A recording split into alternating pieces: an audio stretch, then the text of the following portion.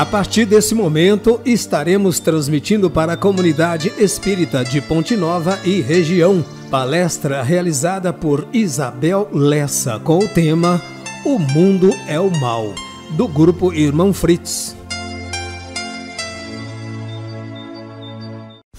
Que Jesus possa nos envolver e amparar hoje e sempre. O estudo da noite será sobre o livro Caminho, Verdade e Vida, psicografia de Emmanuel, de autoria de Francisco Cândido Xavier. Hoje nós vamos estudar a lição 30, intitulada O Mundo e o Mal. A partir do título, nós já podemos analisar o que é estar no mundo. Estar no mundo é nós retornarmos ao nosso corpo físico, é nós possuirmos uma nova oportunidade, uma nova reencarnação. E o mal? O que é o mal? De onde vem o mal? Como nós podemos conciliar a visão de Deus, que é misericórdia, justiça, amor, com a presença do mal? Para podermos fazer esse estudo, nós baseamos no Evangelho de João, no capítulo 17, em específico no versículo 15. Esse capítulo 17, ele é todo uma oração que Jesus faz ao terminar a reunião da última ceia. É uma oração que ele faz a Deus, rogando amparo pelos seus discípulos. E eu vou ler 2 versículos que antecedem o versículo 15, só para nós termos um melhor entendimento dessa oração. E Jesus diz o seguinte: agora eu estou indo para onde o Senhor está, mas eu estou dizendo estas coisas enquanto ainda estou no mundo, para que eles, no caso os discípulos, possam sentir dentro deles toda a minha alegria. Eu tenho dado a eles o seu ensinamento, mas o mundo os odiou, pois eles não pertencem ao mundo, assim como eu também não pertenço. E este agora é o versículo 15. Não estou pedindo que o Senhor os tire do mundo, mas que os guarde do mal. Então Jesus pede a Deus que não tire os discípulos do mundo. Por quê? Ele sabia que era necessário que eles aqui estivessem como oportunidade de crescimento e para propagar os ensinamentos de Jesus. Mas que durante esse tempo que eles aqui estivessem, que eles fossem guardados, amparados contra o mal. Para melhor entendimento do que seja o mal, nós vamos ver a definição no dicionário Aurélio, onde nos diz que mal é o contrário do bem. Caracteriza algo que prejudica, danifica, estraga, causa danos, machuca. Segundo a doutrina espírita, o espiritismo, ele não interpreta o mal como uma coisa criada, como, por exemplo, a luz, o ar, a terra, o fogo. Porque se tivesse que ser assim, certamente Deus não teria criado, pois que ele é de infinita bondade, infinita misericórdia. Então o mal, ele não é uma criação de Deus. Se o mal não é uma criação de Deus, nós vamos procurar entender então realmente de onde vem o mal e o que venha a ser o mal. E para isso nós vamos estabelecer parâmetros. Primeiro, para o aluno preguiçoso, a escola pode ser mesmo um inferno real. Enquanto o leito hospitalar ele pode ser repugnante para o são, representa um portal salvador para o enfermo. Desta maneira, a estiagem é um mal para aquele que espera pela chuva, assim como o trabalho é um terrível mal para o preguiçoso. Então, como nós podemos ver, segundo esses parâmetros, o mal é uma circunstância adversa ao bem-estar e às pretensões pessoais dos indivíduos. Porque para o aluno que quer estudar, A escola é uma fonte de aprendizado e crescimento. O leito hospitalar para quem está doente é um portal salvador. Então, isso vai depender da visão e da pretensão de cada um de nós. Esse é o nosso primeiro parâmetro. Allan Kardec, na Gênese, no capítulo 3, item 6, vem ainda aprofundar mais o nosso entendimento, quando ele nos diz que os males mais numerosos são os que o homem cria pelos seus vícios, os que provêm do seu orgulho, do seu egoísmo, da sua ambição. Então Kardec nos traz que os males são consequências do nosso orgulho, do nosso egoísmo, da nossa missão.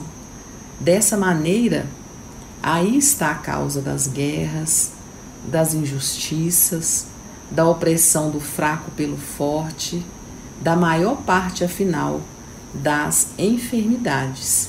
Então, o mal é uma consequência das nossas próprias atitudes, dos vícios que nós devemos combater, cada um dentro de si. E o que vai nos diferenciar uns dos outros?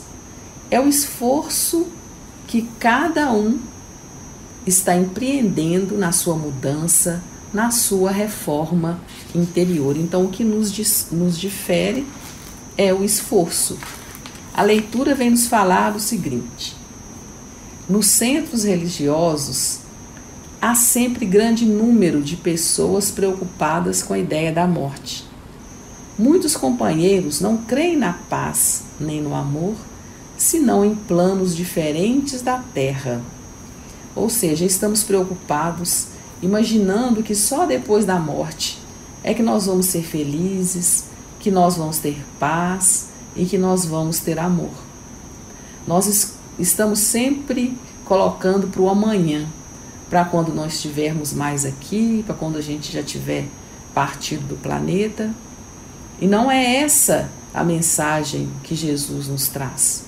Nós precisamos aprender a valorizar o nosso momento, a nossa presente reencarnação, ver os acontecimentos como uma grande oportunidade. Estar na matéria, estar no mundo, é uma grande oportunidade para a gente crescer, para a gente reparar os nossos erros, os nossos enganos. Então ele diz que Jesus, orando ao Pai pelos discípulos, ele rogou que não fossem retirados do mundo, e sim libertos do mal. Então, que eles não fossem retirados daquela oportunidade de crescimento. O mal, portanto, ele não é essencialmente do mundo, mas das criaturas que o habitam. A terra em si sempre foi boa. De sua lama brotam lírios de delicado aroma. Sua natureza maternal é repositório de maravilhosos milagres que se repetem todos os dias. Quer dizer, o nosso planeta, a nossa casa, o nosso mundo, ele é maravilhoso. Ele até faz aqui um exemplo, né? Que mesmo da lama brota lírios de delicado aroma, e que nós sempre estamos vendo maravilhosos milagres se repetindo todos os dias, assim como nós podemos observar aqueles locais que são devastados pelo ser humano, e basta que tomemos consciência e que começamos novamente a respeitar, trabalhar essa terra, que tudo volta a crescer, tudo volta a florir. Então, de nada vale partirmos do planeta quando nossos males não foram exterminados convenientemente. Porque nós podemos trocar de residência, todavia a mudança é quase nada se as feridas nos acompanham. Faz-se preciso, pois, embelezar o mundo e aprimorá-lo, combatendo o mal que está em nós. Então, o mal, ele está em nós. O mal ainda é consequência das nossas ações. E de nada a gente troca de residência se as feridas estão dentro de nós, ela vai nos acompanhar em qualquer lugar. Assim como quando eu estou triste, magoado, eu posso ir para qualquer lugar que eu não fico bem. Nenhum lugar para mim está bom. E quando ao contrário eu estou feliz, eu estou bem, não importa se eu estou numa choupana ou se eu estou numa mansão, que eu vou estar feliz. Mesmo sabendo que o mal é consequência dos nossos vícios, como distingui-lo? Allan Kardec vem nos auxiliar novamente na questão 630 do Livro dos Espíritos, com essa questão: como se pode distinguir o bem e o mal? E a resposta é a seguinte: o bem é tudo o que é conforme à lei de Deus, e o mal, tudo o que dela se afaste.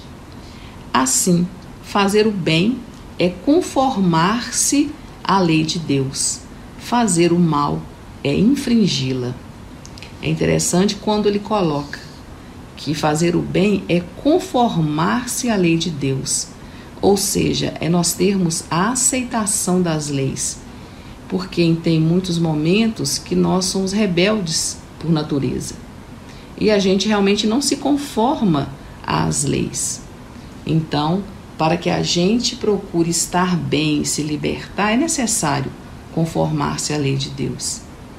E fazer o bem para todos nós é libertador, porque nós passamos a ter mais equilíbrio, mais paz, mais leveza.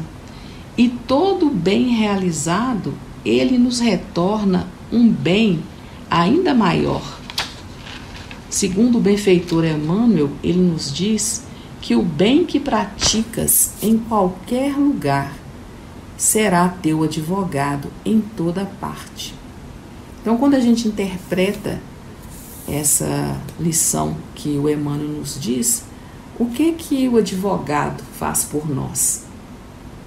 Ele não faz a nossa defesa? Então, o bem que a gente realiza, ele entra em defesa nas nossas vidas, nos nossos momentos de desafio, nos nossos momentos de provação, nos momentos em que estamos em contato uns com os outros, na consequência dos vícios de cada um. Então, o bem será sempre a nossa defesa. E Jesus indicou o modo como nós evoluirmos. Ele nos diz o seguinte: exercitar a caridade sem quaisquer limites uns para com os outros, o que está ao alcance de todos, pobres e ricos, ignorantes e instruídos. E isso só pode ser feito no contato uns com os outros, em qualquer lugar e em qualquer situação. Esse é um dos lemas da doutrina espírita. Fora da caridade não há salvação. E o que venha a ser a caridade? É o amor em ação. Então Jesus nos diz que possamos exercitar esse amor, que é uma condição para todas as pessoas. Ele cita aqui muito claro para todos nós, tanto os pobres quanto os ricos, quanto os ignorantes, como os instruídos. E é nessa oportunidade de nós estarmos no mundo é que a gente vai exercitar através do contato uns com os outros. Por isso que nós estarmos na matéria é uma grande oportunidade de crescimento. Agora, como que nós vamos definir em palavras o que seja o amor? Porque o amor a gente não consegue definir. O amor a gente sente. Então, nós só conseguimos sentir a imensidão desse amor em nós a partir do momento que a gente está trabalhando no bem. Porque nesse momento, a gente entra em contato com sintonias, com energias positivas do nosso anjo da guarda, dos benfeitores espirituais, que estão naquele momento, nós estamos em fusão com as energias superiores. E é por isso que nós sentimos bem, é por isso que nós nos sentimos felizes. Nós podemos observar toda vez que nós estamos numa casa religiosa, como que a gente sente aquele calor, aquela presença, um aconchego muito grande. É justamente por isso, porque o amor está ali presente. Porque é através do bem que nós vamos ter essa fonte que sacia a sede da nossa alma. Então, que nós possamos fazer esse teste, que cada um procure exercitar, para realmente sentir essa chama dentro dele. Kardec, no capítulo 17 do Evangelho segundo o Espiritismo, item 10, vem nos trazer como que nós devemos viver enquanto estamos aqui no mundo. E ele nos diz que o homem pode participar das alegrias e prazeres humanos, não fazendo mal a ninguém, nem a si próprio, estando sempre com a mente e o coração voltados para o bem, ou seja, pedindo sempre a proteção divina, a fim de que Deus possa purificar e santificar seus atos. Então nós podemos viver de forma simples, tranquila, com alegria, aproveitando mesmo a nossa parte humana enquanto estamos aqui no mundo, desde que não façamos mal nem para nós, nem para o nosso próximo.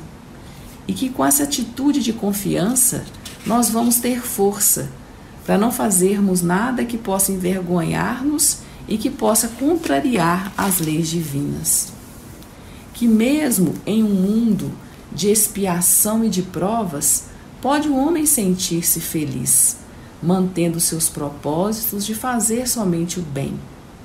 Não há necessidade de postura austera, sem risos e alegrias, para viver as virtudes que levam o homem a transcender-se para voos mais elevados. Então nós podemos e devemos viver de forma que vamos nos sentir felizes, procurando sempre o quê? Manter uma postura adequada, ser um cristão no mundo. Mas para isso a gente não precisa ter uma postura rígida, sem risos e alegrias. E ele completa, já sabendo que nós ainda cometemos muitos erros, dizendo: e quando houver resvalado em algo que sua consciência lhe diz não ser bom, acionar sua vontade na reparação, amparando-se na proteção divina que jamais é negada. E quando nós fizermos alguma coisa que acabe ferindo o nosso próximo e que a nossa consciência já nos diz que aquilo não foi a melhor atitude, que nós possamos pedir a Deus misericórdia, perdão e que Ele nos auxilie para que possamos fazer uma reparação. Que Ele nos dê o melhor momento para fazer essa reparação, porque como somos muito ansiosos, às vezes nós podemos piorar a situação. E pedindo proteção a Deus, nós vamos sentir o momento exato de fazer essa reparação. E como reflexão, nós trouxemos também uma mensagem de Madre Teresa de Calcutá, intitulada Entre Você e Deus. E olha que interessante que ela diz para todos nós, que muitas vezes as pessoas são egocêntricas, ilógicas e insensatas. E como a gente deve agir? Perdoe-as a si mesmo. Se você é gentil, as pessoas podem acusá-lo de egoísta, interesseiro. Seja gentil a si mesmo. Se você é um vencedor, terá alguns falsos amigos e inimigos verdadeiros. Vença a si mesmo. Se você é honesto e franco, as pessoas podem enganá-lo. Seja honesto e franco a si mesmo. Se você tem paz e é feliz, as pessoas podem sentir inveja. Seja feliz a si mesmo. O bem que você faz hoje pode ser esquecido amanhã. Faça o bem a si mesmo. Se você der ao mundo e aos outros o melhor de si mesmo, você corre o risco de se machucar. Dê o que você tem de melhor a si mesmo. Dê ao mundo o melhor de você, mas isso pode não ser o bastante. Dê o melhor de você a si mesmo. Veja você que no final das contas é tudo entre você e Deus, nunca foi entre você e os outros. Que saibamos desse modo conservar a nossa vontade à luz da consciência reta, porque rogando a Deus nos liberte do mal, é preciso por nossa vez procurar o caminho do bem. Que Jesus possa nos envolver, nos abençoar e proteger hoje, agora e sempre. Que assim seja.